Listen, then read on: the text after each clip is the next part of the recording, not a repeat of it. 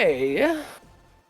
Hey everybody, how are you doing? I hope you're having a pixel perfect whatever time of the day you have. My day time is currently close to midnight, so I'm probably hitting the bed after this one, but yeah, I hope you're all having a great time so far.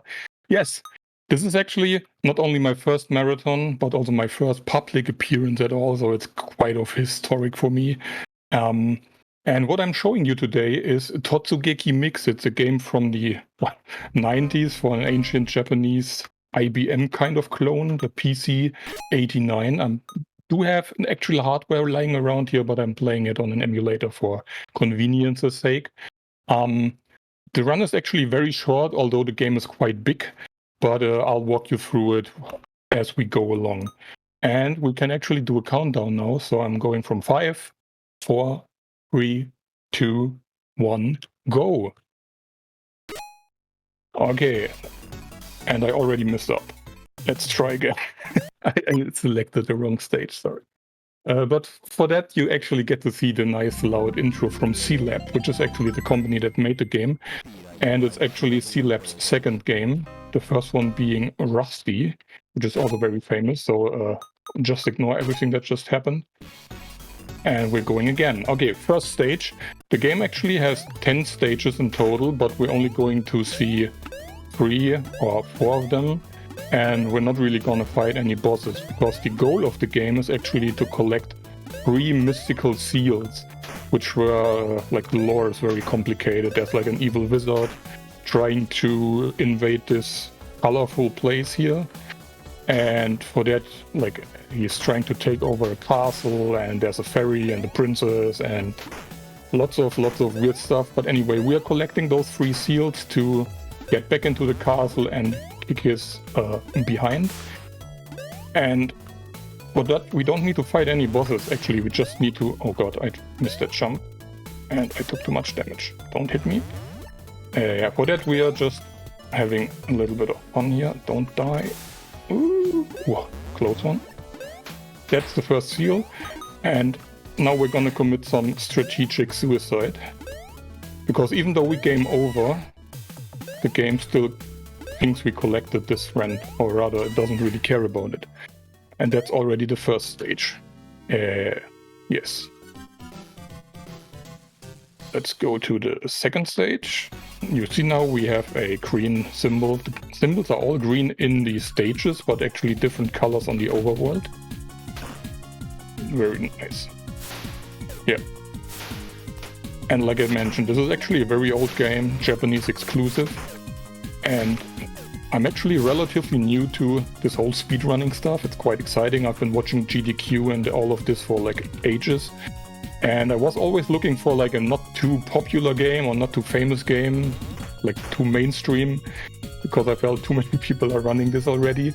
And while searching for games, I actually came across the other title that I mentioned, and I done goofed again, which is Rusty, which is also very famous among the, well, niche group that knows about it. It's more of a Castlevania inspired game. I don't want to say rip-off or clone, because it's actually quite interesting, unique, and well designed. Yeah, but in their second attempt they made a more original game, C-Lab, which is this one. And for the time it came out, it was actually very, well, ambitious. Here, I'm actually jumping short. Like, because you have 10 levels, diverging routes, and multiple characters you can play, sub-weapons, all this stuff, so really crazy. And now we're dying again a lot of times. Yeah, the 3 characters you can play as are actually called after, what you call it, grades of cooking your meat, I guess. They are called medium, rare, and well. And the green one is medium.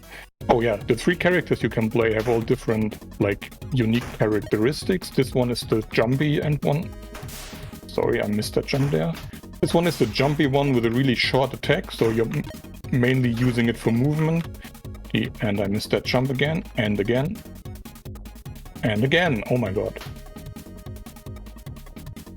There we go.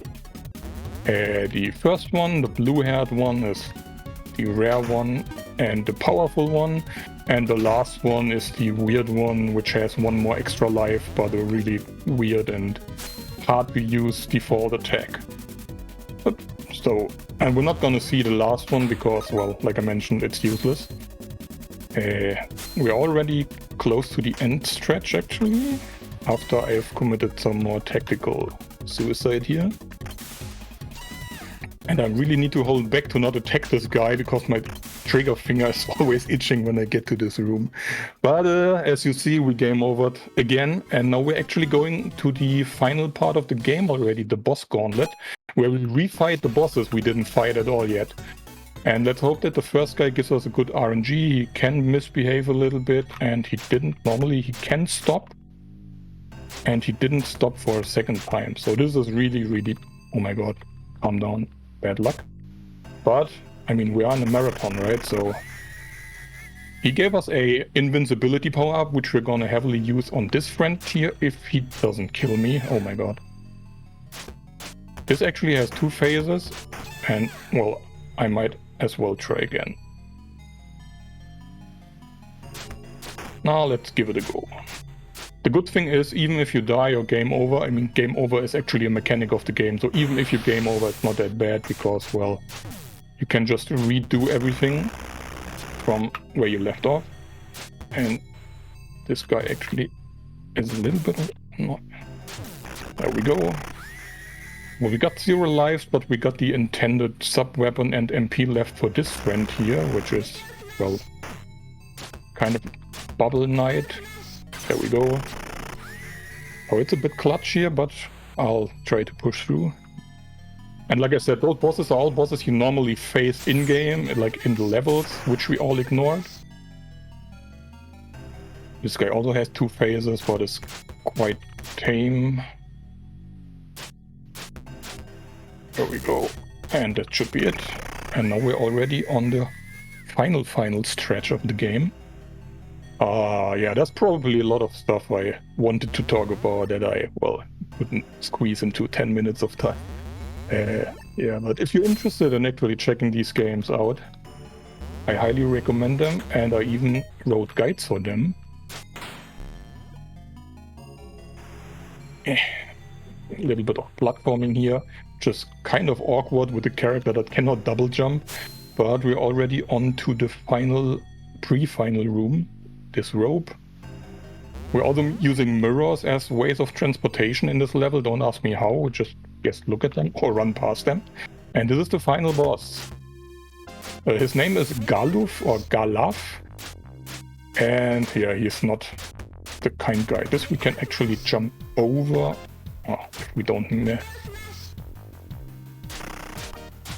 Oh, time is coming up once this guy is defeated, which should be very shortly. And then there's an area clear screen. So probably... Oh no, let's do this. No?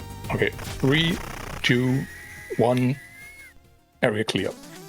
And that's the whole run. Yeah, it's quite unfortunate because this game really has a lot to show, and I'm planning to do maybe a all bosses route or something like this in the future. But I'm actually not the one that came up with this route. The runner that actually came up with this route is a Russian guy called Beat Zero. And he came up with this route while I was actually still playing Rusty and competing with another runner. His name is Uchida from, I think, Australia. And he's the current world record holder of Rusty. Rusty is a bit longer. It has like 45 minutes.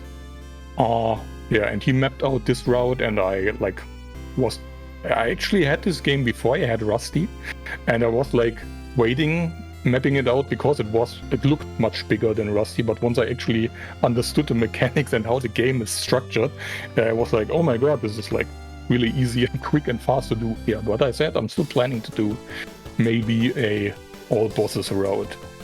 Yeah, and I actually own those 2 games in physical copy as well. They are actually really hard to come by, so it's a little bit of a brag there, but yeah, cool stuff. Anyhow, like I said, shout out to Beat Zero and Uchida, and also all my friends, co-workers and family who has been watching. And of course, my wife, who's very supportive of my crazy gaming hobbies. That's it already from my side. So hope you enjoyed it. Hope you have a nice second day of Pixel Perfect. I think I'm not the last runner today. There's one more, and then we're going on to day 2. So thank you, everybody, and stay hydrated. Thank you very much, jdmnstr. Yeah, please stick around. We've got a few more runs yet this evening. Coming up shortly, we are going to have Metal Glen Solid jumping on to give us a run of Metroid Dread. Before then, we're going to go to a quick intermission. So thank you, jdmnstr, and see you all very, very shortly.